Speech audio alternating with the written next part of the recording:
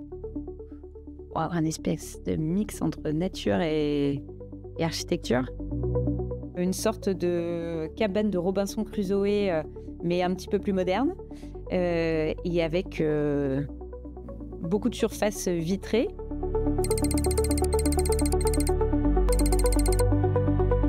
J'ai vu des panneaux photovoltaïques sur les toits, sur le sol. J'ai vu beaucoup de végétation, des maisons sur pilotis.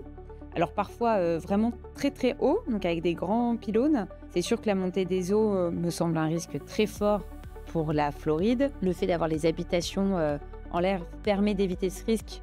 On garde l'apport de lumière naturelle avec des très grandes surfaces vitrées. Et le fait de pouvoir garder l'apport de lumière naturelle et ce lien avec l'extérieur, ça me semble essentiel pour le bien-être. Il y a un autre risque climatique qui est les ouragans en Floride. Et aujourd'hui, pour faire face à ça, pour Saint-Gobain, on prescrit et on commercialise des solutions vitrées avec du verre feuilleté. Le fait d'être en verre feuilleté, c'est 2 feuilles de verre qui sont collées entre elles avec du plastique, du PVB, et ça leur permet de résister beaucoup mieux aux impacts. Ce vitrage-là est résistant aux impacts liés au vent et donc aux ouragans.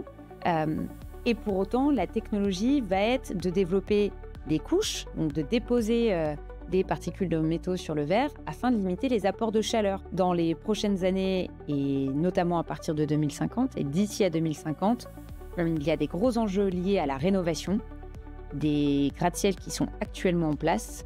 On peut imaginer des solutions qui seront à la fois très résistantes, qui peuvent apporter du confort en limitant les apports de chaleur et surtout la consommation d'énergie.